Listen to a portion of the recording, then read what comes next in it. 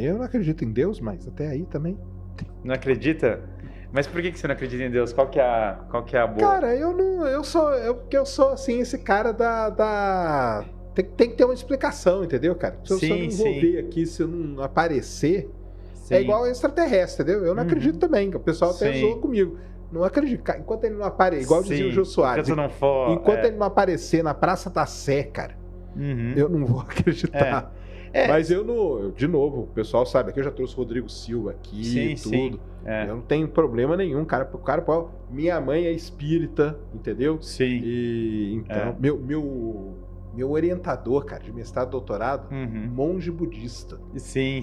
Monge budista. Sim. Então, assim, mas aí é uma coisa minha, né? Eu sou... Não, se você quiser, eu explico por que eu concluí, porque quando eu comecei a estudar esse assunto, né, eu tinha absoluta certeza de duas coisas. Falei, cara, se Deus existe não dá pra saber nada, e francamente eu vou viver minha vida como se não, porque não tem nada a ver com nada.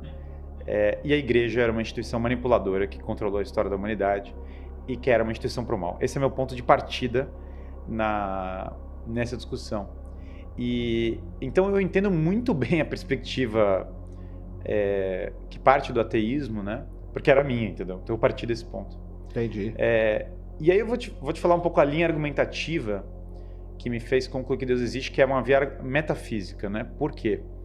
Eu diria que a discussão da ciência provar Deus, ela não tem nada a ver, porque o método científico não tem nada a ver com a discussão se Deus existe. Então eu diria que simplesmente não eu diria que é um objeto impróprio, você está usando uma ferramenta de análise imprópria. Assim como a discussão científica, o método científico não serve para discutir verdades de cunho moral, que é impróprio, e eu falo isso em defesa do método científico, não contra o método científico. Eu falo, cara, que é ridículo falar assim, vamos fazer um experimento da moral. Eu falo, cara, não é assim que funciona, verdades de cunho moral são de outra natureza. Então tem uma série de coisas que verdades de cunho lógico são de outra natureza, você não usa a ciência para provar a verdade de cunho lógico. Então eu diria em primeiro lugar que usar a ciência para provar ou desprovar Deus é um erro de objeto, simplesmente o objeto não se aplica, até porque usualmente você está usando ferramentas de análise material para falar literalmente de um objeto de análise material, portanto você não vai conseguir usar a ciência para provar que A igual a A, que dirá porque seria argumentar em círculo, que dirá provar que Deus existe. Então esse seria o primeiro ponto, que não é por aí.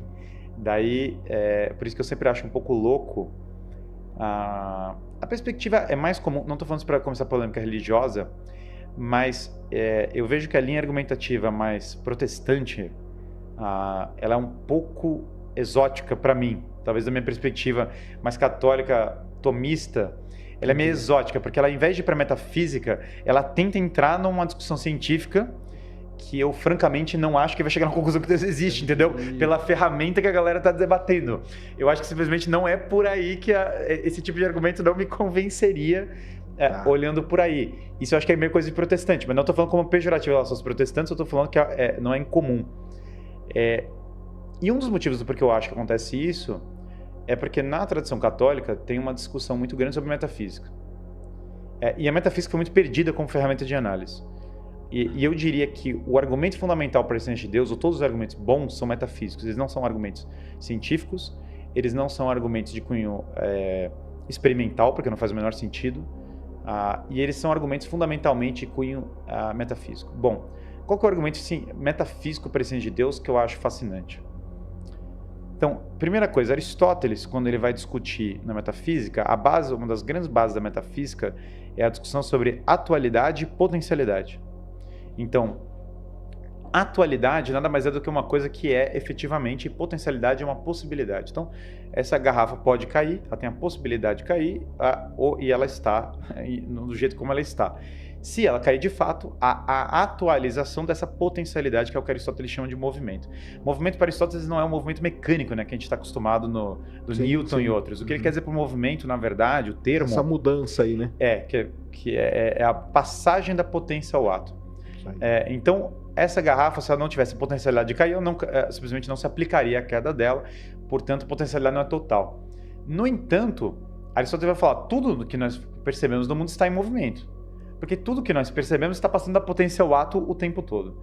Todas as coisas sempre têm algo que era potencial e que está se atualizando, e essa é meio que a estrutura metafísica básica. Bom, só que aí nós vamos perceber um problema nessa cadeia. Por quê? sempre que nós passamos da potência ao ato, nós precisamos de algo em ato anterior à potência. Então a sequência PA não pode existir. Por que não pode existir? Porque do contrário teria que admitir a geração espontânea, que acontece por nenhuma causa. Por que cai essa água? Por nada. Ela cai porque ela cai. Porque simplesmente potências podem se atualizar do nada. Do nada uma coisa pode acontecer sem um motivo. Não, Aristóteles fala, justamente porque nada pode ser totalmente arbitrário, arbitrário que eu quero dizer sem uma causa, é necessário algo em ato anterior para que a potencialidade se atualize. Então tem um outro ato externo ou interno, ou seja, vinculado à própria... alguma coisa que faz cair. Algo real é necessário para que a água caia. Se algo fosse só potência, não atualizaria. Então a sequência natural não é PA, ela é APA. Ou seja, um ato move algo da potencialidade para a atualização dessa potência. Força igual a massa vezes aceleração. Pois é, uma série de coisas, Aristóteles argumentaria que 1000 coisas que você vai ver na realidade, que você pode discutir de vários itens, vão se encaixar nessa estrutura metafísica. Que a estrutura metafísica é meio até o próprio trabalho da inteligência. Bom, só que tem um detalhe então, quando a gente olha o universo, toda a sequência causal imediata do universo precisa ter uma sequência causal. Uma coisa gera outra, uma coisa gera outra. O universo, como um todo, ele tem uma série de leis e processos e outras coisas que estão efetivamente em curso. Eles não são potência, eles são reais, eles estão em ato. O universo existe. Esse é uma das premissas do argumento. Dado que o universo existe, e dado que a sequência está em curso, ela obrigatoriamente tem uma origem. Por que ela obrigatoriamente tem uma origem? Porque se eu falar que ela não tem uma origem, ela não tem uma causa. E se ela não tem uma causa, ela não existiria. Porque eu acabei de falar que para ter P e A, para atualizar a potência, eu preciso ter um ato anterior. Ora, o que é um ato anterior a toda a sequência de movimentos do próprio universo? Esse ato anterior, ele não pode ser estritamente material. Por que ele não pode ser material? Porque ele é anterior exatamente a um dos movimentos mais importantes que nós temos no mundo, que é a matéria. Por definição, se a matéria tem uma causa, a causa da matéria tem que ser anterior à matéria. Ele não pode ser espacial na maneira como nós imaginamos, ou temporal da maneira como nós imaginamos. Por quê? Por definição, ele está causando, ele é anterior na tabela àquilo que é espacial e àquilo que é temporal. Portanto, como ele é anterior na cadeia, ele não é nem espacial nem temporal. Aí é a quântica, né? Mas mesmo a quântica... é a mecânica quântica. Mas mesmo que você... Sim, a mecânica quântica tem tudo a ver com isso, mas veja que mesmo que eu insira vários elementos, todos os elementos que estão em movimento, eles vão me voltar para uma causa que tem que necessariamente não estar em movimento. Por quê? Se essa causa está em movimento de qualquer nível, e a mecânica quântica claramente está em movimento de vários aspectos, se essa causa está em movimento por qualquer nível, eu novamente volto ao PA. Portanto, eu volto a necessidade de A para ocasionar a transposição de P para A. Como eu necessariamente preciso de A anterior para a transposição de P para A, em outras palavras, eu preciso da atualização dos movimentos, o ato original, que é o primeiro, ele não pode, por definição, estar em movimento. Porque se ele estiver em movimento, ele quebra toda a sequência, porque ele demanda um ato anterior, então ele não é o primeiro. Então, se a partir do momento que eu introduzir qualquer... Mas tem esse primeiro? Essa que é a pergunta. Esse primeiro, ele é pela sequência... Ele existiu? Será? Não é que ele existiu. Em termos do que a gente está falando, todo elemento... Mas em termos da física, eu digo. Em termos da física, a gente não está fazendo análise física. É uma análise metafísica. Tá, tudo bem. A experimentação física, ela é totalmente independente disso. Eu acho impossível, sinceramente, chegar na conclusão que Deus existe pela física. Eu acho que não tem nada a ver. Não, Deus não. Mas eu tô falando o início aí de tudo aí que você falou. Mas esse início, veja, qualquer item que a gente introduza vai continuar persistindo o problema que eu tô falando. Por quê? Você fala que tem cordas, você fala que tem uma dinâmica quântica, você introduz qualquer item. Se esse item está em movimento, persiste o problema que eu falei. Porque esse primeiro ato não pode estar em movimento. Ele também não é temporal e ele não é espacial. E não sendo temporal e espacial, ele também tem um outro detalhe. O universo tem um elemento de acaso. No entanto, o universo não é por acaso, porque ele também tem um elemento de ordem. Repara que o universo não é só acaso, ele tem ordem e acaso, os dois convivem. Aristóteles, bom e velho, fala isso. Ordem, acaso, não precisa necessariamente ter algo de inteligência por trás do acaso, isso é evidente. No entanto, ordem, por definição, é inteligência. A própria ordem é inteligência, no sentido de que a própria inteligência é ordenar as coisas. Quando eu falo de um A original, um ser em ato, que os medievais muito belamente chamam de ato puro, pura existência, que não é material, que não é espacial, que não está em movimento, portanto é eterno por definição, na medida que não está em movimento, que é princípio de ordem, porque originou toda a ordem do cosmos, esse é exatamente o conceito de Deus. Então, quando nós falamos em metafísica, da sequência da passagem da potência ao ato, eu sou obrigado a postular que Deus é a origem de todas as coisas. Porque eu sou obrigado a postular que existe um ato puro na origem de todas as coisas. Do contrário, o que eu estou afirmando? Se eu não admito esse ato puro, eu estou afirmando que existiu em algum momento uma passagem da potência ao ato que não teve causalidade alguma. Em outras palavras... Pode ser, fisicamente pode ser, né? Mas se eu postulo isso, entende? Eu quebrei o princípio da premissa... Então, como o teu argumento, se eu quebrar a premissa... Mas aí você sai da metafísica para a física, né? A física... veja que a discussão aqui, quando a gente fala assim de geração do não tem nenhuma causa, a gente voltou para a premissa do argumento. A premissa do argumento é as coisas que acontecem têm uma causa.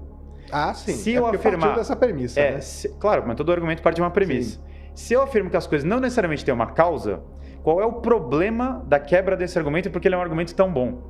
Eu coloco em xeque todo o conhecimento humano sobre tudo, mas não só todo o conhecimento humano sobre tudo, como a própria ciência.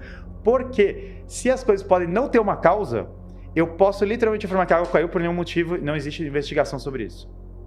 Que é como David Hume falou que Deus não existia, não existe causa, não existe causalidade.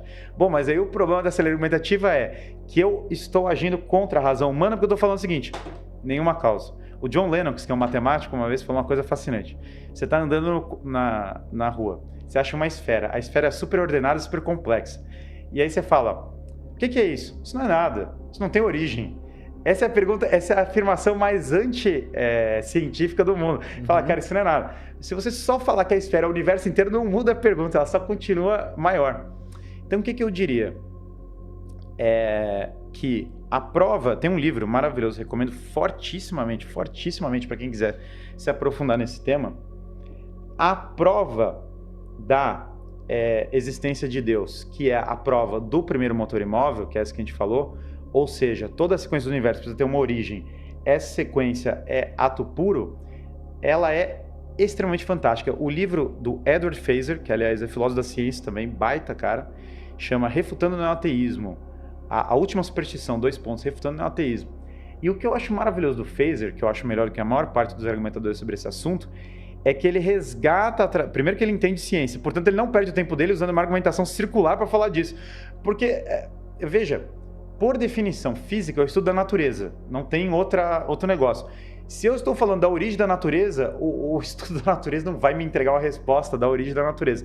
Só uma análise lógica, que é o que a gente está fazendo, é uma análise puramente, é lógica pura, a gente não está usando experimento algum vai me mostrar isso. Só a lógica pura vai me aventar. Quando eu li e entendi isso, falando agora de um ponto de vista pessoal, eu olhei e falei, caramba, calma. Deixa eu entender, eu parei assim, todo o meu negócio eu parei e falei, calma. Para meu choque, uma grande parte de pessoas na história da humanidade se convenceram por esse mesmo argumento e esse argumento está circulando aí a tal. Eu empilhei livros ateus, vários, comecei a empilhar vários. Comecei a tentar um bom argumento para refutar as 5 vias de São Tomás, não um bom argumento para outras vias piores. Quanto mais eu achava, eu falava, cara, não tem uma desgraça de um argumento que tá indo nessa linha, entendeu? A galera vai por outras vias, vai por outros caminhos, mas o bom e velho São Tomás, ninguém tá batendo. E na medida que eu fui empilhando, eu comecei a reparar uma coisa. E empilhei outros tantos argumentos, para quem riu da palavra prova. A prova em sentido metafísico é diferente de prova em sentido científico. A gente está usando outra terminologia. Tem que aqui que a gente está falando de metafísica. Cara. A gente não está falando de... Isso aqui não é ciência, isso aqui é metafísica. Isso. São coisas, são áreas do conhecimento separadas. Por isso que o que eu estou propondo aqui eu não estou propondo prova nenhuma para a existência de Deus científica. Estou até absolutamente cético da possibilidade de tal prova. Estou propondo uma prova metafísica, uma outra coisa. Aí eu empilhei os livros ateus, vários, Dawkins, a galera toda, comecei a ler. E eu empilhei outros livros cristãos, desses que eram de linha metafísica. Eu comecei a ler, eu falei, cara, tem um problema aqui pra mim, né? Os livros ateus que eu estou lendo conhecem o argumento, e incito as pessoas a ler esse livro do Phaser, fortemente. Os livros ateus que eu estou lendo conhecem o argumento, não conhecem o argumento cristão, mas os livros cristãos conhecem o argumento ateu. Eu falei, pô, alguma coisa está errada nessa história, porque nunca no livro ateu eu estou vendo um argumento cristão bem colocado. O argumento cristão que eu falo, na verdade, é o argumento metafísico que vem de Aristóteles. Essa demonstração que a gente está falando está na metafísica de Aristóteles. Não foi criada por ninguém cristão, é anterior ao cristianismo. Lembrando que Sócrates, Platão e Aristóteles concluíram que existia um Deus único. Sem cristianismo, sem fé, sem nada, por meio da razão natural, falar, cara, a única possibilidade é que existe um Deus único. Então isso aqui é independente da fé da pessoa. Eu particularmente sou uma pessoa que tem fé, mas isso não prescinde da fé. Claro, de uma maneira muito notória, o padre Copleston, que escreveu a História da Filosofia, reiterou esse debate com Bertrand Russell, de uma maneira muito notória no começo do século XX. E aí eu fui assistir esse debate, e aí eu entrei numa coisa, Sérgio, porque é o seguinte, eu comecei a ler tudo para me provar errado. Porque eu falei, cara, entendi. Se alguém provar que esse argumento tão simples, que eu acabei de falar, mas ao mesmo tempo belo, porque a simplicidade também é beleza em termos científicos, que esse argumento está lá no Phaser, está lá em São Tomás, que está literalmente na Suma Teológica, texto medieval, Idade das Trevas, está lá escrito, mas está na Metafísica de Aristóteles. Se alguém me provar esse argumento errado, beleza, eu não preciso acreditar.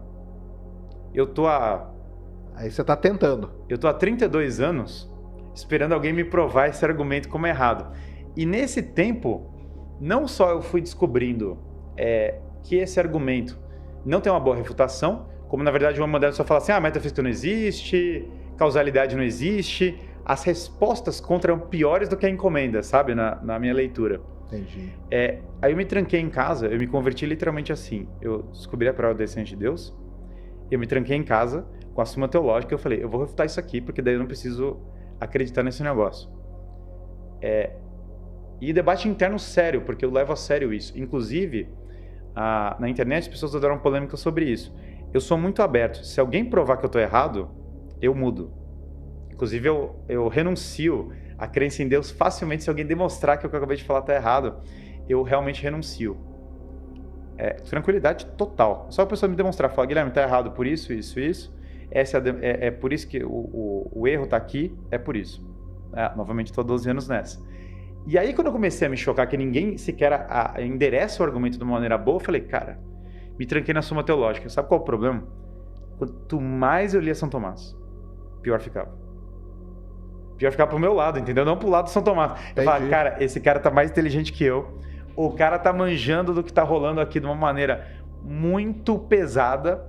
E o que ele está falando tem uma coerência que eu nunca vi antes na minha vida como uma pessoa. Então, eu lendo aquilo, eu falei, cara, Deus existe. Eu trouxe o Guilherme Freire. Conhece o Guilherme Freire?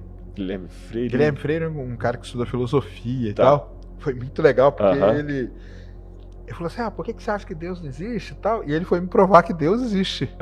Usando toda a parte de filosofia, metafísica e tal. A metafísica é incrível. O que você acha dessa? Tem uma relação com eu não estou sabendo aqui que é o Guilherme Freire, mas mesmo sem ouvi-lo, eu concordo com ele. Eu estudei metafísica quando eu fiz filosofia. E a metafísica é a matéria que não tem como o camarada estudar aquilo honestamente e falar que não tem um Deus. Que a metafísica é justamente a doutrina do ser. O que é o ser? Né? Esse elemento que chamamos de ser. Né? Os acidentes se assentam na matéria. Por exemplo, não existe o vermelho. Existem coisas avermelhadas. Sim. Esses são os acidentes. Né? Mas o que é o ser? O ente mesmo, a essência daquilo. E aí você vai trabalhando com aquilo, você trabalha a questão do ente supremo. Tanto é que na filosofia, eu acho que o que trabalhou melhor a metafísica foi o Santo Tomás de Aquino. Você entende? Mesmo que tem filósofos modernos, mas quem sistematizou melhor... que ele gosta pra caramba. O Santo Tomás de Aquino? Nem sabia, mas falando... Santo Tomás de Aquino que sistematiza tudo na Suma Teológica. Então, eu concordo com o Guilherme Freire, viu? Eu acho que ele tem razão, porque a metafísica... Ele veio sem fim, diz ele que me provou, né, Guilherme? A metafísica, ela te põe... Porque é aquela pergunta básica, o mistério da existência. São duas perguntas que tem que fazer. E é interessante. Muitos fogem dessa pergunta. Por que tem algo ao invés de nada? Porque, por exemplo, para mim, o universo ele não tem propósito. Entendeu? Para mim não tem. para mim, tudo isso aqui é um acaso. Entendeu? O universo ele não tá nem aí se tem vida aqui, se tem vida num outro lugar e tal, não sei o quê. O inferno o universo é frio. É frio, né? Que não é que ele é frio, é que ele não tem. Nossa, por acaso apareceu isso aqui e nós estamos aqui e tal, mas uma frase que eu falo toda apresentação minha, que é super triste, que é o seguinte: daqui 120 anos vão estar pessoas vivendo aqui que talvez nem vão lembrar que a gente existiu. Nem vão saber. Talvez nem saibam que a gente, quanto mais lembrar. Nós estamos cercados de eventos que você está falando. Quem foi o último que usou aquela lamparina? Mas é interessante. Porque quem foi o cara que escreveu isso aqui? Então, mas nós estamos aqui, tem a múmia ali. Sim. E nós estamos lembrando dos caras de quantos mil anos atrás. Mas né? assim, mas a maioria é anônima. Sim. É porque ele era o faraó. Sim. Mas a maioria. Qual foi o cara que escreveu eu nem sei. Aqui que você usa, né? Eu sei que foi o Nabucodonosor, mas ele. Agora, eu entendo isso que você fala. Só tem um. Você acha que o universo tem um propósito? Tem. Você acha que tem? Eu vou responder com uma indagação. Por que teria? Boa pergunta. Eu vou responder com uma indagação, tá bom? Se o universo não tem propósito, não tem significado, de onde vem esse vazio, essa sede de sentido que nós temos? Vamos raciocinar. É uma coisa nossa, né? Mas tudo bem, mas vamos raciocinar na nossa consciência. Na nossa consciência. Mas de onde vem isso? Vamos analisar dentro da natureza. Vamos ser agora bem científicos, tá bom? Dentro da natureza. Se o Pirulo estivesse aqui, ele explicaria isso melhor do que eu. Eu vou falar de maneira leiga, porque eu não sou biólogo. A tartaruguinha do mar, ela nasce sabendo que o lugar dela não é na areia. Você já viu o Projeto Tamar? Já, eu sei, elas nascem, elas vão Eu nunca vi ninguém do Projeto Tamar dando aula de mar para as tartaruguinhas. Nunca vi. Elas têm um instinto. Ela tem um instinto. Um instinto que... Tá. E o que é o instinto? Eu poderia dar outro exemplo com a abelha. A abelha não fica dentro da colmeia. Ela sabe que para ela produzir a coisa, ela tem que ir para fora. Tem um instinto que leva a abelha para fora. Tá. Esse instinto é complicado porque ele é informação. Informação requer pensamento. Então, de onde vem essa informação? Porque, veja bem, esse que é o problema. Com a física, eu descubro que o universo tem leis. O que nós que colocamos essas leis, né? Não, talvez não tenha, né? Não, acredito que não. Aí nesse ponto eu vou ser mais cético do que você. Porque a gente convencionou essas leis, Não, né? A lei de gravidade ninguém convencionou, ela tá aí funcionando. Então, você pode ter dado um nome para ela. É isso que eu tô falando. Você deu um nome para ela. Nós chamamos de gravidade, mas as coisas elas estão aí. Ou seja, o vocabulário não anula a existência dele. Sim. Ele dá nome ao que existe. Tá certo? Então eu posso falar que eu convencionei a Lei Maria da Penha. Porque isso foi uma lei dada aqui, que se o camarada bater na mulher, isso foi convencionado, tá certo. Agora, a lei da gravidade, ela não foi convencionada, ela foi descoberta e denominada, os próprios números. Então, olhando na natureza, o que eu descubro? Nós temos uma tendência a buscar fora do meu organismo algo que o meu organismo precisa para sobreviver. Se esse algo não existisse, meu organismo teria morrido. Certo. Tá certo? Ou seja, se a abelha busca o pólen, é porque o pólen existe em algum lugar. E eu nem vou entrar no mérito quem que fez isso, mas olha que matemática absurda. A abelha nasce com a sensação, preciso do pólen. Ela nem sabe o que é pólen, mas ela sai e vai buscar, encontra e traz. O pólen existe. Se o pólen não existisse, a abelha já teria sido extinta. A tartaruguinha do mar, ela nasce com o instinto de buscar o oceano. Se o oceano não existisse, ela já teria morrido. Então, com esses dois exemplos e dezenas de outros que eu poderia dar, tudo aquilo que o meu organismo precisa para essencialmente viver de maneira plena, não apenas sobreviver, existe em algum lugar fora de mim. Sim. Ok? Muito bem. Da mesma maneira que a tartaruga tem essa necessidade, a abelha tem, eu também tenho necessidade por sentido. Mesmo que ele não exista, eu quero dar um sentido. Eu quero dar um sentido.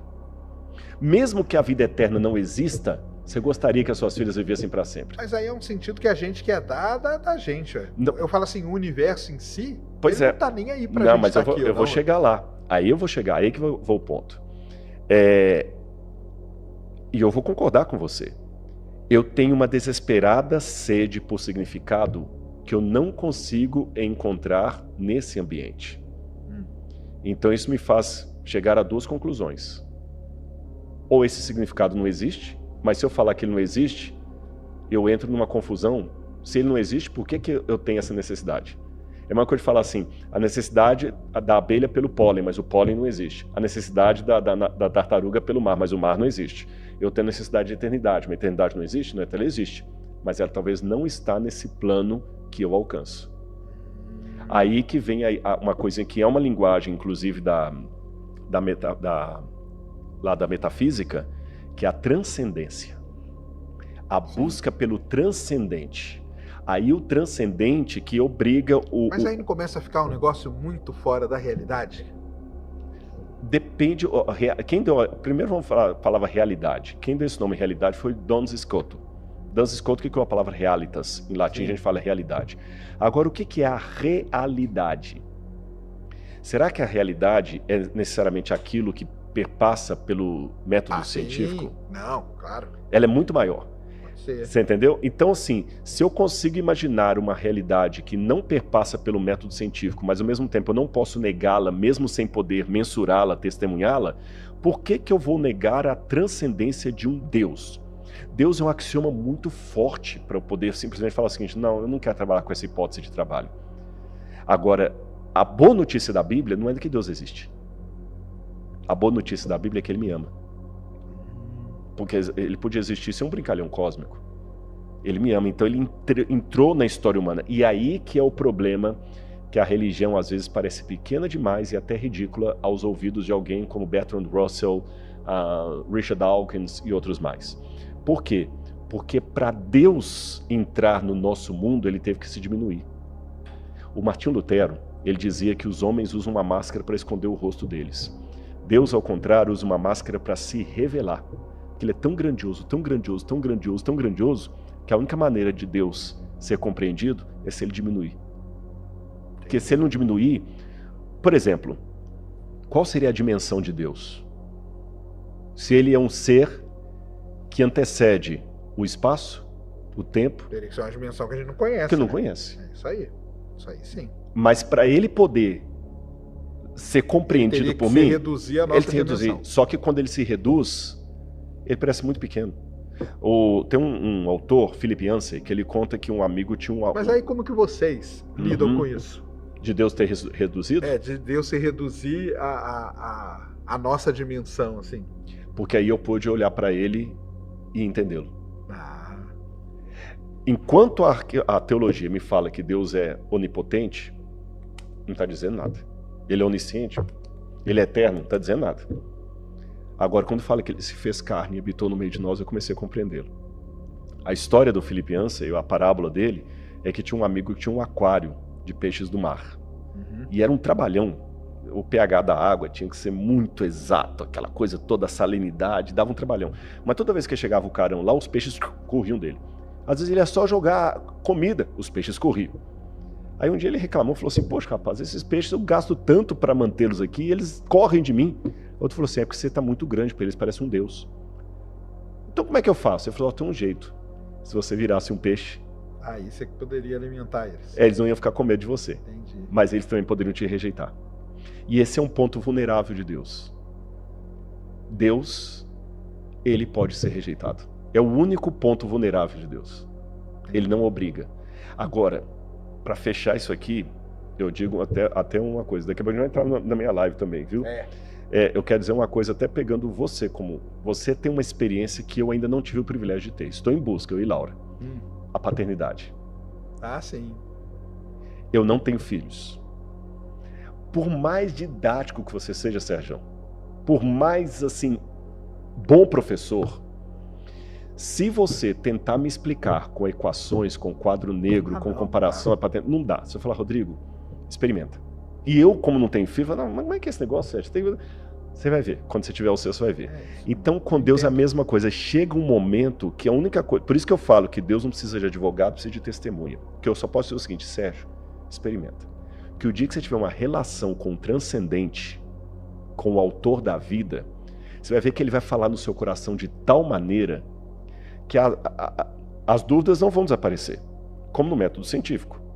Sim. Mas você consegue lidar bem com elas. Consegue lidar com as dúvidas. E você se sente amado, cara. Você não simplesmente ama, se sente amado.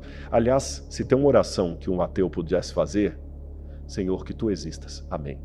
Porque se Deus existe, cara, é bom demais. Eu estou te dando a garantia divina que ainda que as suas filhas morram, elas ressuscitarão por uma vida eterna para nunca mais sofrer nenhuma gripe. Ainda que a gente sofra nesse mundo, chegará a volta à eternidade em que nós poderemos explorar o cosmos sem nenhum Hubble. Entendi. E sentir amado. E você perceberá que o universo aparentava ser frio, mas aquele que o criou não o tornou frio. Pelo contrário, aquilo que parece ser uma mera coincidência foi de propósito, porque isso é uma coisa interessante. O universo é frio, eu concordo com você. Ele não está nem aí pra gente. Mas você sabe, melhor do que eu como cientista, que se as condições climáticas, geológicas do planeta Terra fosse isso aqui para lá, ou isso aqui para menos, eu não tava aqui. Ou seja, o ajuste fino me faz pensar que quem me colocou aqui está agindo igual aquela avózinha que você vai visitar lá e ela arruma o quarto do jeito que você gostava, ainda coloca a sua comida lá, o seu violãozinho lá. Você vê assim, o quarto não foi feito a esmo, não. Alguém preparou o quarto para minha chegada. Então, começar, você acha que é o quê? Bom, se fosse para você, eu te indicaria assim, como você é um camarada culto e gosta de estudar, eu começaria por João. João, o Evangelho de João. Você vai ler João é um dos últimos, né? Não, mas é que tá, você não precisa ficar preso a uma ordem cronológica. Ah, não tem. Então não tem uma ordem cronológica. Até foi bom, deixa eu explicar isso aqui pro pessoal. A Bíblia não caiu pronta do céu. Tá certo? Os livros foram sendo reconhecidos e foram colecionados ao longo do tempo. Só que quando chegou na época judaica e depois na época cristã, eles pegaram a Bíblia e resolveram organizá-la como uma biblioteca. A palavra Bíblia, inclusive, né, que significa coleção de pequenos livros, porque lembra que eu te mostrei lá fora do Museu Papiro? Uhum. Pois é. O papiro, em egípcio, era onde a gente fazia as plantas, né, era Alset. Esse é o nome egípcio. Só que o papiro, quando ele era exportado, melhor dizendo, para os mundos de fala grega, eles traduziam a palavra papiro por biblos, que era o nome do porto fenício de onde exportava. Sabe aquele negócio do porto que o pessoal sai dali? Igual o pessoal fala Colgate, Gillette, sei. O nome do produto vira o nome da marca. Pois é, então, como o papel saía daquele porto ali, eles chamavam de biblos. Ah, você vai comprar biblos? Biblos, biblos, biblos, biblos. E o livro também era chamado de biblos. Biblos. Então, quando você fala um livro, é um biblos, miá biblos. Quando são vários, Quando são vários, aí, não, biblioi. Ah, tá. Biblioi. Vários livros. Então, tria biblioi. Só que quando você fala de um livro pequenininho, biblion. Livrinhos pequenininhos, bibliá.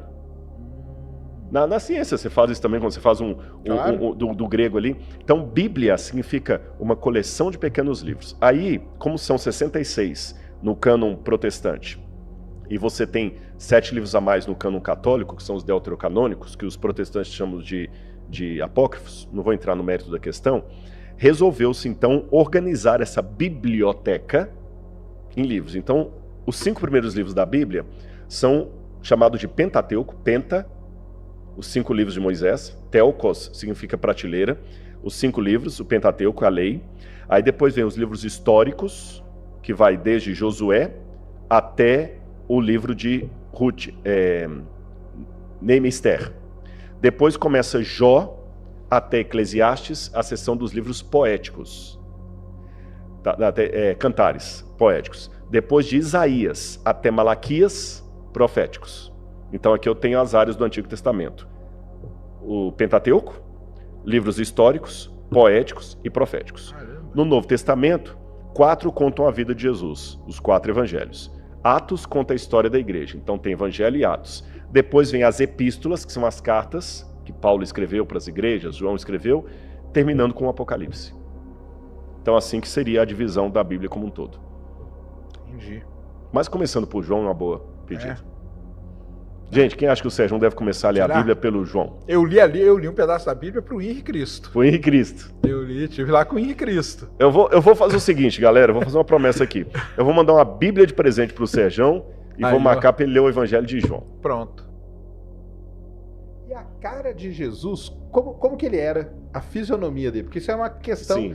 Eu acho que eu vi há pouco tempo, conseguiram meio que reconstruir e tiraram aquela imagem que a gente sempre teve de Jesus, né? É aquela reconstrução ali também, eu fico até um pouquinho, porque assim, uma pessoa Mas ela é baseada no quê? É por isso que eu achei assim... achados, em quê? Um achado foi um negócio meio assim, aquilo não foi acadêmico, foi mais divulgação científica, nem é divulgação científica aquilo. Foi um sensacionalismo da mídia, porque tem a ciência séria, tem um estudo acadêmico sério, tem o populacho. Existe um estudo sobre a fisionomia, como que era Jesus? Não, isso aí pouco importa pra galera? Pouco importa pra galera. Mas ele era o quê? Ele era parecido com o pessoal que vivia naquela época lá. Exatamente, pronto. O que é esse intermédio aqui? Não é nem céu, nem inferno, é purgatório, que é o limbo, né? É aquele pessoal que paga, às vezes é uma revista, tipo um Discovery, um History Channel, que paga rios de dinheiro, o cara vai pro negócio e quando você é da área, você sabe que não é aquilo. Por exemplo, às vezes pode pegar alguém e falar assim, nossa, mas agora descobriram um quasar que assim, papapá, e o quasar emite de si por segundo, ele viaja 98% da velocidade da luz, e isso aí vai revolucionar o mundo, o quasar, tudo. Aí eu, Rodrigo, sou leigo, falo assim, cara, descobri o negócio do quasar, agora o mundo pode acabar. Não é nada disso, o negócio do quasar já existe há muito tempo, tá? Não é bem isso que estão colocando aí. Você vai me alertar. Na área da arqueologia, a mesma coisa. O que eles pegaram? Eles pegaram um crânio, supostamente de um judeu do primeiro século, não se tem certeza se o crânio é de um judeu do primeiro século, porque você sabe que restos humanos, engraçado, aí o Pirula explicaria isso melhor do que eu, que é a área dele de biologia, mas o osso humano desintegra muito mais rápido que o osso de animal. Sim. Pirula, se eu estiver falando bobagem, que você me corrige depois, manda uma mensagem, mas pela arqueologia a gente nota que quando a gente encontra, eu já escavei, já encontrei osso animal e osso humano no mesmo sítio arqueológico. O animal, ele tá mais durinho, o humano vai se esfarelando com mais facilidade. Entendi. Eu não sei se foi ali. Eu sei que é difícil encontrar um crânio do primeiro século assim, pá.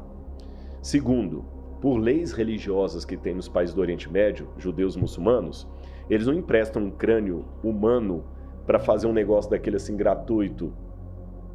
Você tá entendendo? Porque tem uma respeitabilidade pela pessoa humana.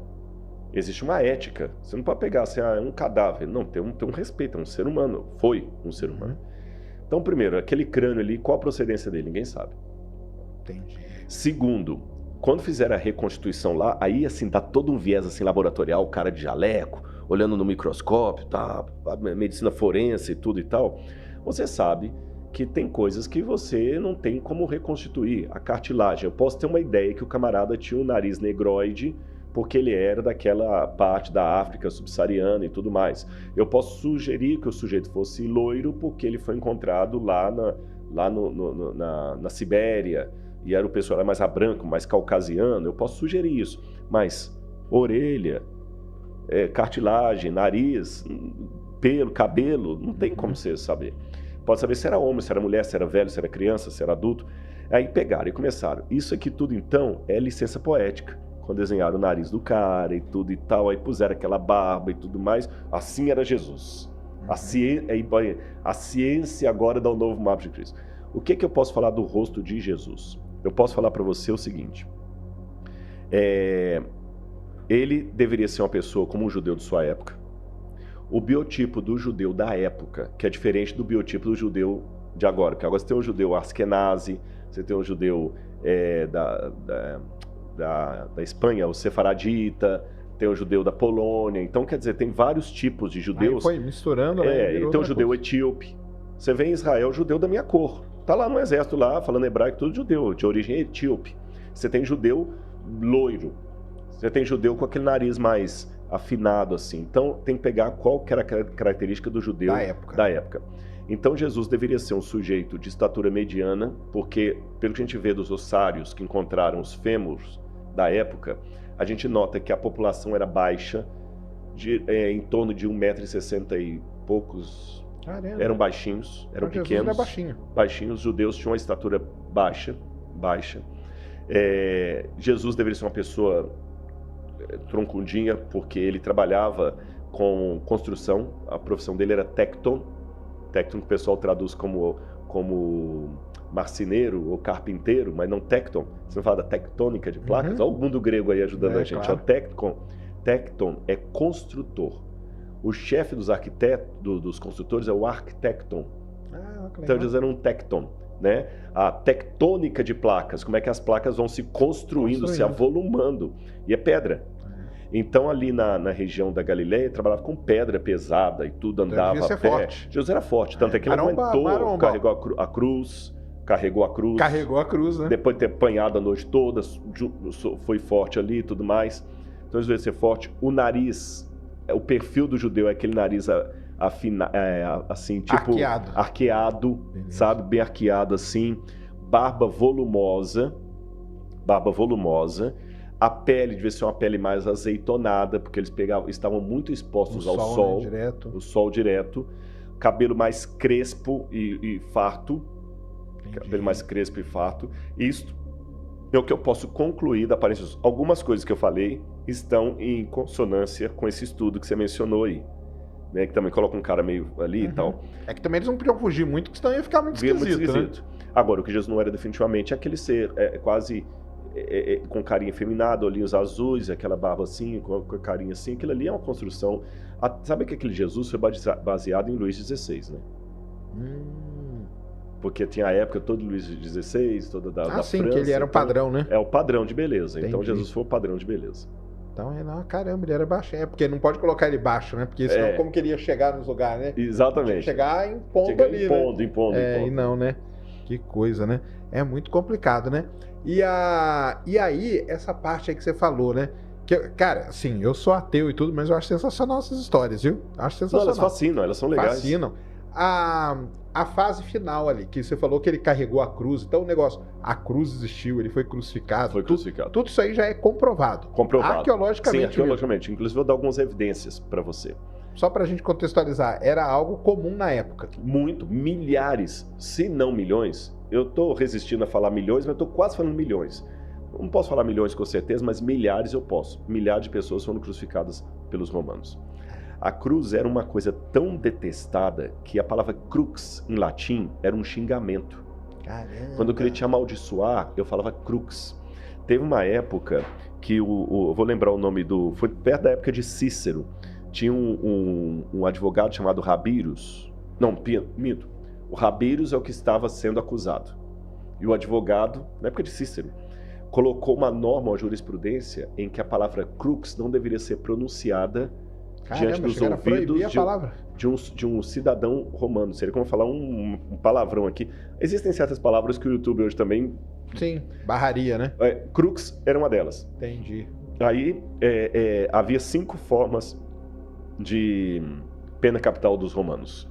Você tinha lapidação, quando a pessoa era apedrejada. Você tinha o cremácio, quando a pessoa era cremada viva. Você tinha o afogamento. Tinha mais uma que eu esqueci, a última, que era a crucifixão. E era considerada a pior de todas. A pior de todas? Pior de todas. Caramba. Aí, por que só encontramos 3 exemplares de crucificados até hoje? Porque o crucificado não tinha direito a um sepultamento digno. O corpo dele era jogado num lixão chamado putenescum. Olha só. De onde vem a palavra PUTA, que significa putrefazer. Aí muitos até pegavam isso e falavam o seguinte: é mito da Bíblia que Jesus foi sepultado no túmulo de José de Arimateia, porque os romanos jogavam o corpo ali. Só que encontramos já 3 exemplares que fugiram à regra. Um encontrado na Itália, acho que foi na Itália, o outro foi em Roma e o outro em Israel. O de Israel foi o primeiro a ser encontrado. Em 1969, perto da Guerra de 6 Dias, estavam reconstruindo Jerusalém depois da guerra, e tinha um bairro lá, que existe até hoje, chamado Givat HaMivtar. Os tratores passaram e bateram num túmulo antigo. E dentro desse túmulo tinha uma caixa de pedra que nós chamamos de ossário ou ossuário. Que a pessoa, depois que morria... É interessante, o sepultamento era 1 ano depois de sua morte. Caramba! Porque você morria, o seu corpo era colocado no sepulcro, que era uma caverna. Depois de 1 ano, o pessoal ia lá, tirava os seus ossos, colocavam nessa ossário, aí colocavam num gavetão assim, e você estava com o túmulo pronto para outro membro da família. Entendi. Esse que era o procedimento. Aproveitavam, né? Aí aproveitavam. Acharam esse ossário. Aí estava o nome escrito do sujeito lá, Yohanan Ben Hagakol. 1,63 m de altura. Lembra que eu falei que todo mundo era baixinho? E aí, quando pegaram, viram que como é o nome aqui abaixo do fêmur, a tíbia, né? Não, a tíbia é do braço. Esqueci, gente, agora deu branco. Eu não sei. Aqui da canela aqui. Estavam quebrados. Não sei se você acha aí. Estavam quebrados os ossos. E não foi quebrado de ação do tempo, não. Foi deliberadamente quebrado com uma pancada. Fíbula. Não, acho que é a tíbia. É tíbia mesmo. É a tíbia, né? Então eu falei tíbia. Eu tinha falado tíbia aquela hora. É a tíbia mesmo. Isso, bem abaixo do joelho. Estava quebrada essa parte, é a tíbia. E alguém quebrou aquilo ali. E eles falaram, interessante. E no calcanhar tinha um prego romano crucificado, enfiado. Caramba. No calcanhar, na cartilagem. Tava lá o prego. Tava lá o prego. Então, viram que foi o único exemplar de um crucificado. Aí o pessoal da Universidade Hebraica, o Dr. Tsaferes, tinha outros médicos, o Dr. Zias, fizeram um levantamento técnico, como é que seria, aí vem a medicina forense. Tá vendo como é que a arqueologia lida com várias outras áreas? Até a astronomia, quando a gente estuda a astronomia babilônica. Sim, a astronomia, ela por causa do jeito que o pessoal falava, né? Eclipses e coisas, exatamente, né? E tal. Aí você vai no Evangelho, fala que tava um rebu em Jerusalém, época da Pêssar, da Páscoa. Tinha um grupo que queria crucificar Jesus, mas ficou com medo de ter uma reação dos partidários de Jesus. Aí falaram o seguinte, olha, Jesus morreu. Não, confirma se morreu mesmo. Aí que o sujeito pegou a lança e enfiou. Entendi. Aqui. Então não foi a lança que matou ele. Não. A lança foi para confirmar se ele estava morto ou não. E como viram que já estava morto, eles quebraram as pernas dos ladrões que estavam do lado. O Evangelho fala isso, mas não fala por que quebraram as pernas. Mas agora, aí vem o cruzamento da arqueologia com a Bíblia. Eu sei que quebravam as pernas para apressar a morte dos dois ladrões. Mas de Jesus nunca foi encontrado nada disso. Nada. Nem a cruz, nem a cruz, nada. O mito do encontro da cruz é de Helena, mãe de Constantino, que foi lá no IV século, que encontrou o pedaço da cruz de Jesus. Aí uma parte está lá na Maison du Trésor, lá da igreja de Notre-Dame de Paris. Outra parte está lá em Jerusalém, mas assim, até uma ironia de Lutero, que diz que encontraram tantos pedaços da cruz de Jesus que conseguiram construir 2 arcas de Noé e ainda sobrou um bercinho, né? Então, quer dizer, tinha tanta gente que fala que encontrou. Com tanto pedaço da cruz, deu para construir 2 arcas de Noé e ainda sobrou um bercinho. Por exemplo, vamos pegar aí uns negócios que o pessoal fala. Moisés recebeu para escrever os 10 mandamentos, né? Os 10 mandamentos, é famoso, né? São as tábuas lá, né? Como que a gente sabe que existe? Que elas foram encontradas? Não, os 10 mandamentos não foram encontrados, desapareceram. Mas olha, vou colocar da seguinte maneira. Eu vou fazer o papel aqui de um questionador chato. Só para fazer ilustração. Quando você fala comigo que o universo tem 13,8 bilhões de anos, eu falo, como é que você sabe? Aí você fala, não, é que nós temos dados assim e tal, papai. Aí você fala, tá, mas a luz se propaga a 300 mil quilômetros por segundo. Tá, mas como é? Me mostre, eu quero ver. Não, não é bem assim, Rodrigo. Não, mas como é que você sabe? Eu não tô vendo isso que você tá falando, eu não tô vendo os 13,2 bilhões. Fala assim, sabe o que é? É que você tá vendo só a luz aqui. E eu estou vendo a ciência por detrás dela. Então, posso dar uma sugestão com você? Estuda a ciência comigo e você vai começar a entender que há algo muito mais do que uma lâmpada aqui. Eu não estou vendo o átomo. Estuda a ciência comigo, você vai ver que há algo muito mais do que essa mesa. Então, o que acontece com a gente que é teólogo? Quando muitos de vocês às vezes falam assim, não, mas eu não estou vendo Deus aqui. Eu já estou vendo. Estou vendo Deus em que sentido? Da mesma maneira como você está vendo um átomo aqui que eu não estou vendo. Entendi. Você está vendo um espaço nessa mesa aqui que eu não estou vendo. Quer dizer, eu não estou vendo assim. Um pouquinho de ciência eu estudo por cultura, mas eu não sou um cientista nesse sentido, né? Eu sei que aqui tem espaço entre a mesa, que a energia passa. Eu sei que a energia aqui eu não estou vendo. Então, esse conhecimento vai permitir você ver coisas mais do que simplesmente as coisas em redor. O Starlink, se tivesse instalado aqui, eu não estou vendo as ondas que ele está mandando, mas elas existem. O quasar, as ondas que são emitidas, enfim. Então, o que a gente convida muitas vezes, quem está do lado de lá, é conhecer, parece uma coisa chata. Então, eu falo, vou dar uma Bíblia pro Serjão, vai ter gente que vai pegar recorde. Rodrigo convertendo o Serjão e tudo tal. Mas são duas coisas. Primeiro, é uma busca do saber. Por que isso, se eu fosse um ateu, a pergunta que eu faria, Sérgio, seria o seguinte: o que leva... Eu já sei por que eu não creio em Deus. Mas o que leva um cara do nível acadêmico de fulano, beltrano, ciclano, do meu orientador, acreditar em algo... Peraí, eu quero saber por quê. Esse é um ponto. Eu iria querer saber. E o segundo, aí eu vou fazer uma defesa agora da chatice crente. Eu vou te falar qual a diferença da chatice crente. Se você como ateu tiver certo, você é feliz como ateu. Eu sou feliz como crente. Você deve ser muito bem casado com a Cíntia. Eu sou muito bem casado com a Laura. Uhum. Você ama o que faz. Eu amo o que eu faço. Você é um cara legal. Eu também me considero um cara legal. Você divulga ciência. Você foi para Brasília fazer isso. Eu também divulgo ciência. Nós somos iguaizinhos. Isso. Agora, se nós dois morrermos, não faz diferença nenhuma. Então, quer dizer, o seu ateísmo, a gente vai empatar até a morte. Ah, sim. Mas se eu tiver certo, você está perdendo muita coisa. Entendeu como é que desempata? Porque a gente pode ter uma vida igualzinha, mas, cara, se eu tiver certo, dos dois aqui, e tiver uma vida eterna, tiver um céu esperando, tiver um Salvador que morreu na cruz do Calvário para te libertar dos seus pecados, te dar a vida eterna, se eu tiver certo, aquela criança na igreja católica que você foi padrinho tem todo um sentido naquela entrega a Jesus ali, que a coisa é boa demais para eu ficar calado e não te convidar a experimentar. Agora, eu reconheço que às vezes a gente erra na dose e fica chato. É igual pai babão. Você que é pai, você sabe. Você tem, às vezes, que... Sim. Então, às vezes, a gente insiste sim. Eu insisto. Eu quero que você aceite Jesus como seu salvador pessoal. Eu reconheço. Parte da chatice, eu deploro. É aquela que eu questionei no início. Os advogados de Deus que tem na internet aí, venha para minha igreja, seja parte do meu CNPJ, você está errado, você vai para o inferno de cabeça para baixo, o juiz. Eu abomino isso. Esse fã-clube doentio de Deus. Eu abomino isso. Mas a outra parte, eu entendo e me identifico com ela. Porque se o que eu acredito é verdade, Sérgio, cara, você é um cara gente boa demais para ficar de fora. Você entendeu? Mas aí a minha questão assim é a seguinte: como que nós vamos descobrir? Só de que a gente morrer, né? Não necessariamente. Não? Pelo método científico, só quando você morrer. Mas você sabe que há verdades que você não descobriu pelo método científico, mas você continua agarrado a elas porque você não tem explicação melhor. Sim. Alguns modelos da existência do cosmos e da vida, você não tem uma explicação para elas. Mas você se agarra àquele modelo porque é o melhor que você tem.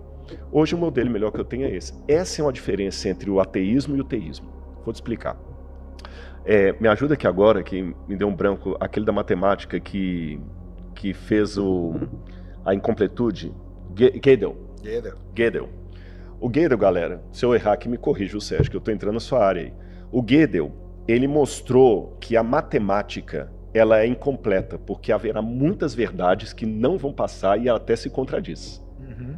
Né? E depois veio o hotel de Hilbert lá, que mostrou que há realidades que estão acima da compreensão. O hotel infinito de Hilbert. Sim. Que ele funciona na cabeça, mas na prática ele não funciona. Como é que você vai aumentar o que é eterno? Beleza. Então vamos ali. O universo. Eu sou obrigado a acreditar que o universo começou. Por que eu sou obrigado a começar, Sérgio? Porque se eu não acreditar que o universo teve um começo, quando eu falo universo, tudo, tá? Uhum. Energia, matéria, tempo, tudo tal. Uhum. Se ele não começou, eu vou entrar num contrassenso arqueológico, arqueologia na cabeça. Eu vou entrar num contrassenso matemático, que é o seguinte: se houve um universo eterno, esse momento nunca teria chegado. Porque para esse momento chegar, eu tenho que ter infinitos momentos antes dele. Como o infinito é um número que nunca se alcança, isso aqui não aconteceria. Não sei se eu confundi a cabeça da galera ou se ficou claro. Você acha que deu para o pessoal entender? Acho que sim. Deu para entender, pessoal? Essa conversa minha com o Sérgio só está acontecendo porque o tempo começou. Sim, claro. Porque se for um retrocesso infinito, eu tenho que ter infinitos momentos antes de chegar e nunca chegaria. Então, se começou.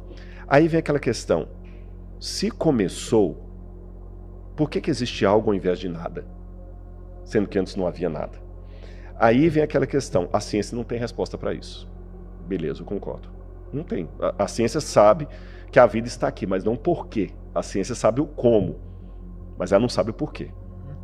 Só que eu tenho duas atitudes. Se eu estiver no hospital, o médico vai falar para mim assim, ó, você está com uma doença grave desse jeito. Tá bom? Tá bom.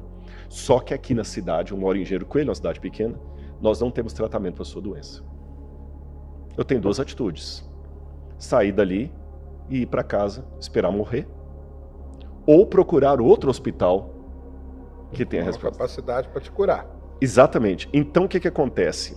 Quando eu não encontro uma resposta na ciência, eu estou falando agora do meu testemunho, tá? Eu não consigo falar assim, então vou acomodar, já que não tem resposta, vou ficar por isso mesmo. Não, eu procuro outros lugares que podem me dar aquela resposta. Essa que é a diferença. Entendi. Você entendeu? Eu sei que alguns cientistas falam o seguinte, eu não me importo com o problema Deus. A ciência não me diz nada, então eu fico com isso mesmo. Seria a mesma coisa eu falar o seguinte, eu não me importo com a cura para essa doença. O médico falou que aqui não tem o que fazer, ele é médico. Não, mas pode ser que o outro hospital tenha.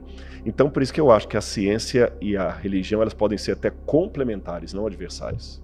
Ah, sim, isso com certeza.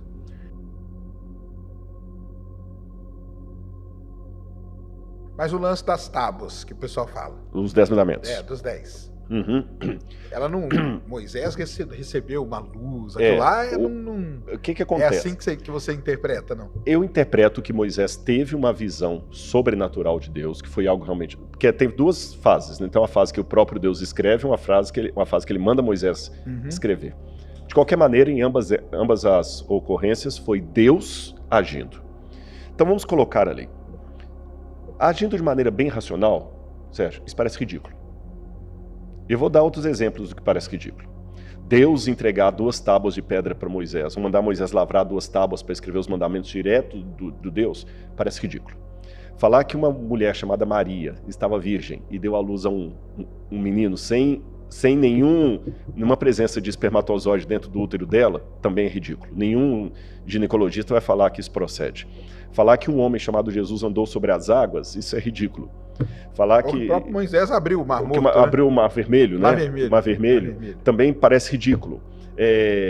Os milagres de Jesus também parecem ridículos. Ou seja, a Bíblia está repleta de situações que parecem ridículas. Aí eu te pergunto de volta. Por que pessoas de elevado calibre mental acreditam nessas coisas e não acreditam nas fábulas de La Fontaine? Mas aí elas acreditam no literal? Literal, tem muita gente. O Newton acreditava nos milagres de Jesus de maneira literal. E outros mais que eu podia citar. Eu dei o Newton aqui para ficar bem com um baluarte da ciência. O Newton né? tinha uns negócios com a Bíblia, bem forte. Era um camarada que descobriu a lei da gravidade. Galileu também. O Galileu, ele brincava com o Papa na época. Exatamente. A briga dele com o Papa, não com a Bíblia. Né? E outros mais que eu poderia citar. Agora, como é que eu resolvo isso aqui, Rodrigo? Seguinte, vamos tirar agora os milagres da Bíblia. Quando eu pego o que está acontecendo aqui agora, que a galera está ouvindo a gente de longe, enquanto a gente está falando aqui, que você pode tirar uma foto minha nesse celular e mandar para outro lugar, se eu pegar todos esses eventos agora do presente e voltar com eles 100 anos no passado, isso também apareceu coisa ridícula. Ah, sim.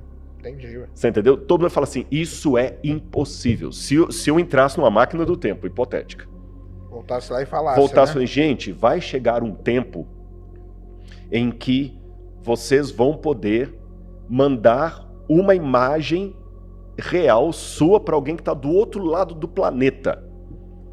Iam nos colocar numa camisa de força. Com certeza. Então eu pergunto, será que os milagres da Bíblia são realmente coisas tão lendárias ou são apenas a ocorrência de fenômenos que hoje nós ainda não alcançamos? Como os nossos fenômenos também, para alguém que veio no passado, eram muito ridículos, até para nós hoje. É meio fantástico o negócio da inteligência artificial. Mas aí seria o quê? Então, profecias. Não, profecias ou Deus o seguinte, partindo do pressuposto que Deus existe, porque para que os milagres da Bíblia aconteçam, eu só preciso de uma coisa, que exista um Deus todo-poderoso. Somente isso. Se Deus existe, os milagres são possíveis. Se Deus não existe, realmente eles não Mas o pessoal, você chega a estudar algum tipo de milagre ou não faz parte do seu... Depende, porque veja bem... Porque tem o pessoal que tenta provar sim, você tem aquele que escreveu e a Bíblia tinha razão, né? Daqui a pouco eu não lembrar o nome dele. Algum milagre já foi provado cientificamente falando? Foi provado, a ocorrência do milagre foi. A ocorrência do milagre foi provada cientificamente, não o modo como ele operou. Por exemplo, tem muitos médicos que têm esse testemunho. A pessoa estava com câncer, em estado terminal, câncer de grau elevado, foi lá, fez uma oração num padre, num pastor e tudo mais, voltou no médico no dia seguinte, o câncer desapareceu. Mas aí não era nada que ela já estava tomando, tem como isolar isso? Não, tem muitos médicos que falam o seguinte, olha, do ponto de vista médico, eu conheço casos, inclusive, de médicos ateus que falam assim, eu sou ateu, continuo ateu, mas fala, na ciência não temos explicação para o que aconteceu. Entendi. Você entendeu? Então, em que sentido que o milagre é provado? Aí vem aquela pergunta, né? Tudo bem que ela por que teria escolhido aquela pessoa? Vamos supor que Deus ele é todo poderoso, tal, não sei o que, e gosta de todo mundo. Por que em vez não salvou todo mundo que estava naquele hospital, por exemplo? Vou piorar a sua pergunta. Se eu recebesse agora, vou piorar. Se você recebesse agora o dom da cura do câncer, eu tenho certeza, pelo coração que você tem, você ia cancelar. Rodrigo, desculpa, galera, vamos parar a live por aqui, eu tenho uma missão a fazer, já pegaria o carro, correria para o Hospital do Câncer, eu acho que você ia começar pela ala infantil. Isso. Ia curar todo mundo, eu também. Por que Jesus curou só alguns? Será que Jesus gosta mais de uns que de outros? Eu vou explicar por quê. A Bíblia conta algo que em alemão eles chamam isso de Heilsgeschichte, a história da redenção. O mundo saiu fora dos planos do Criador. Então nós estamos num parênteses na eternidade, onde as coisas não estão como deveriam ser. E uma coisa que, por mais ateu que a pessoa seja, você tem que garantir. Quem fala isso é o Camus. O Camus dizia que todos nós nascemos com duas noções: o que o mundo é e o que ele deveria ser. E quanto mais distantes os dois estão, maior é a nossa angústia. Tanto é que o Camus falava que o grande dilema da filosofia é saber por que é melhor viver a suicidar-se. Você tem vários livros do Camus. Então, o que acontece? Nós temos essa noção do como o mundo deveria ser e como ele é. Se não existe Deus, se não existe eternidade, se não existe nada, essa noção ela é ridícula, porque o mundo é como é, porque é. Criança e leucemia não deveria ser uma coisa para nos assustar. Tá lá, dá leucemia em criança. Mas tem algo dentro de nós que não aceita aquilo. Então aí vem o teólogo e pergunta, por que eu não aceito se é uma coisa natural? Então a gente aprende pela Bíblia que nós estamos num parênteses. O mundo não está como ele deveria ser. Aí acontece o seguinte, nesse momento aqui em que Cristo veio para resgatar a humanidade, tudo o que acontece aqui é provisório. É provisório. E se Jesus não salvasse ninguém, não curasse ninguém, seria o mais justo, não seria? Não, porque a gente ia se sentir completamente abandonado. Ele não dá sinal nenhum que ele esteve aqui. Se ele cura alguns, ele mostra, calma que eu tô aí. Então por que ele não cura todos? Vou dar uma comparação e você vai entender. Uma vez eu viajei para Israel guiando um grupo. E um camarada chegou para mim muito sem graça e falou, cara, me ajuda aqui, porque o meu dente quebrou. Ele tava com vergonha, assim, com a mão, assim. Felizmente era um dia que dava para levá-lo num dentista lá. Eu consegui um dentista, numa cidade de Beersheba. Levei o sujeito lá, o dentista falou, rapaz, tá complicado aqui, olha. Já que você está viajando, eu falei o seguinte, eu vou colocar um provisório para você aguentar a viagem. Mas quando chegar no Brasil, troca pelo permanente. O cara ficou feliz na viagem, deu certo. Eu não sei, mas eu imagino que ele chegou no Brasil, ele foi trocar pelo permanente. Pois é, e se ele resolvesse ficar com o provisório? Ia dar ruim. Da mesma maneira, a história. Se Cristo curasse todo mundo indistintamente aqui, enquanto a nossa realidade ainda é provisória, ele ia estar pegando uma coisa provisória e tornando permanente. Aí ia dar galho. Tanto é que na Bíblia os milagres de Jesus não foram definitivos. Jesus não tirou Lázaro da morte para sempre. Lázaro morreu depois de outra coisa. Todo mundo que Jesus ressuscitou, depois morreu de outra coisa. Todo mundo que Jesus curou, morreu de outra doença. Então, os milagres que Jesus faz hoje é como aquela massinha do dentista no meu amigo lá em Israel. Estou colocando aqui só para você poder sorrir durante a viagem. Você entendeu? É só um provisório. Então entenda isso. Jesus, de certa forma, cura algumas pessoas como uma situação provisória para que nós possamos resistir nesse mundo mal até que ele venha para trazer o definitivo. Mas muita gente pode achar que isso é uma injustiça, né? Pode. Mas a pessoa só acha que é uma injustiça quando esbarra nela, né? É. Sim, imagina que, vamos supor que nós dois aqui estamos com câncer terminal. Aí você se salva. Jesus, Deus, te salvou, por que não me salvou? Exatamente. Eu vou ficar, entendeu? Mas por isso que eu falei, se a pessoa tem relação com Deus, ele sabe que Deus é a autoridade, que ele sabe o que está fazendo. É você com seus filhos lá. Às vezes você vai tratar uma de um jeito ou de outro. Sim, não é que você Se elas confiam no pai, elas vão acreditar no que ele está fazendo, mesmo sem entender. É uma relação muito parental, aquela de Deus conosco. Entendi. E abrir o mar vermelho também é... Pois é. Como que é? Quando a gente pega tudo isso, lembra, nós temos duas posturas na teologia. Eu posso pegar uma postura de ceticismo e considerar tudo que é fantástico como lendário. Sim. Ou eu posso falar, não. Ou você pode ter uma interpretação naquilo. Exatamente. Tá. Agora, só que, para eu falar... Você é mais da linha da interpretação. Da interpretação, mas eu sou conservador. Como assim? Conservador no sentido de, eu acredito que Jesus realmente ressuscitou, eu não acredito que aquilo é apenas uma parábola, eu acredito que realmente Jesus fez milagres. Tem algumas parábolas na Bíblia. Tem parábolas na Bíblia. Ah, você acredita? Acredito, claro. Mas aí que vem a minha questão para formatar essa resposta aqui. Quando eu analiso a Bíblia agora como livro literário, aí lembra aquilo que você também perguntou assim, poxa, mas tem vários estilos? Sim. Isso é importante porque pode confundir as pessoas. Porque eu teria que estudar cada um como se fosse tipo um filósofo diferente, para entender o que aquele cara que escreveu está falando. E comparar com outras literaturas. E aí que vem uma questão. Quando você pega a abertura do Mar Vermelho, não está escrita em forma de poesia, em forma parabólica. Está escrito? Em forma de história. História real. Aconteceu alguma coisa ali realmente. O mar, de alguma maneira, abriu e eles passaram. Mas o abrir o mar não quer dizer que aquela imagem clássica que a gente tem, que ele bate e o negócio separa. Pois é. Como os detalhes, a gente não estava lá. A Bíblia só fala que Moisés ergueu o cajado, o mar se abriu, então vamos colocar as hipóteses aqui. Pode ser que foi instantâneo, pode ser. Pode ser que Moisés levantou o cajado, o pessoal ficou esperando, daqui a pouquinho a água começou a baixar a maré e o pessoal foi. Tudo é possível. Você entendeu? Então essas possibilidades existem, porque é como se eu fosse... A Bíblia às vezes reduz em 3 versículos 20 anos de história. Isso que é o que é fogo, né? Você entendeu?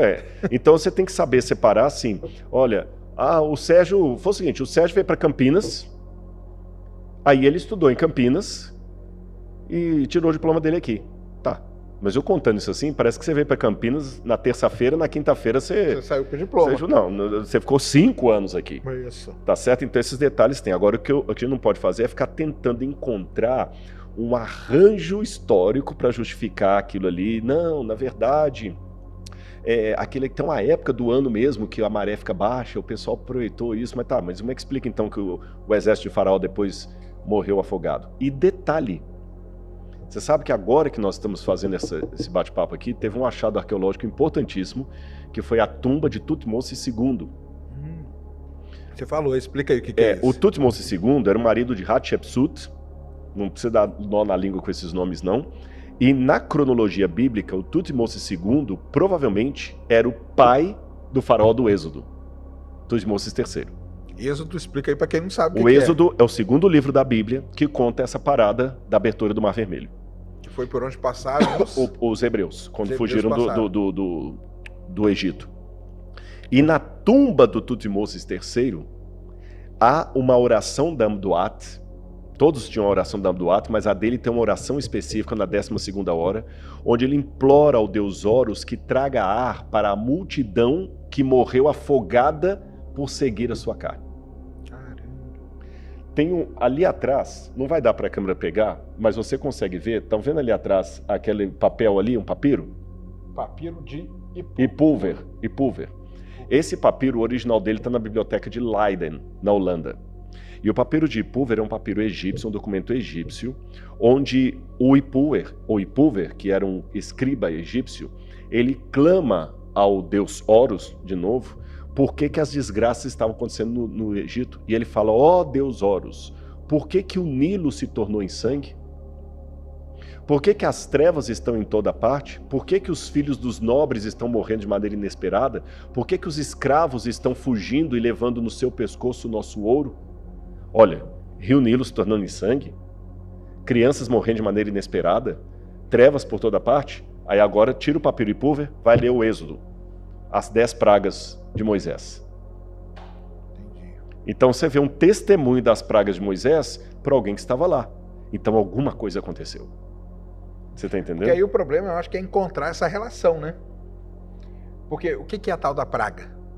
Porque a praga pode ser muita coisa, Pode ser. Agora, só que aí eu tenho que entender uma coisa de Deus. Tentaram muita coisa da praga. Tentaram achar até que foi a destruição do Santorini que provocou, mas eu acho que é meio forçado. Aí o que acontece? Aí eu tenho que ter outra semelhança com a ciência. Assim como tem eventos naturais que o método científico não alcança, apenas descreve, concorda comigo? Falei certo? Há eventos naturais que o método científico não alcança, ele apenas descreve. Né? A própria Euclides lá, a própria geometria de Euclides. Como é que você prova aquilo laboratorialmente? Impossível. Você descreve e fica calado. Da mesma maneira, existem eventos bíblicos que a teologia apenas descreve, mas ela não alcança para explicar. Então, por isso que é perda de tempo, assim como é perda de tempo tentar usar um microscópio para analisar a geometria de Euclides, é perda de tempo usar o intelecto do teólogo para explicar como é que Jesus formou no ventre de Maria. Por isso que a gente não estuda milagre desse jeito. Não dá para eu reproduzir laboratorialmente o que aconteceu. Jesus curou o cego, mas eu não tenho como voltar no passado e usar as técnicas de Stuart Mill e reproduzir aquilo e falar, peraí, Jesus fez foi isso aqui, se eu fizer vai dar igual. Não tem como, foge. E Deus, esse era um dos problemas que Bertrand Russell usava para negar o milagre, que é falar assim, se existe milagre, Deus está infringindo suas próprias leis. Porque o milagre é uma infração da lei natural. Só que o Bertrand Russell, apesar de ser um cara que ganhou o prêmio Nobel de literatura, ele foi uma grande bobagem, porque você sabe que na natureza, a natureza está repleta de leis contraditórias que às vezes entram numa sincronia e elas são contraditórias. E, por exemplo, por que nós não entramos em combustão? Sendo que nós temos todo o elemento da combustão. Quando eu jogo um objeto para cima, a lei da propulsão faz com que a lei da gravidade fique caladinha. São leis contraditórias, porque a lei da propulsão, se eu joguei, a lei da propulsão demanda que o objeto suba, mas a lei da gravidade demanda que ele desça. Então eu não estou quebrando a lei da gravidade quando eu jogo algo para cima, eu estou apenas trabalhando com duas leis contraditórias, de uma maneira que elas entram em harmonia, permitindo que temporariamente o objeto suba ao invés de descer. Encontrar ali uma resistência. Até encontrar, exatamente, mas eu não estou quebrando a lei da gravidade em fazer isso. Deus também, ao operar o milagre, ele pode usar uma lei que nós não conhecemos e que coloca outra em suspensão. Simples assim. Só que eu não tenho como reproduzir isso em laboratório. Por isso que a gente não tenta explicar o que aconteceu, porque senão você vai negar a própria capacidade divina de operar o milagre.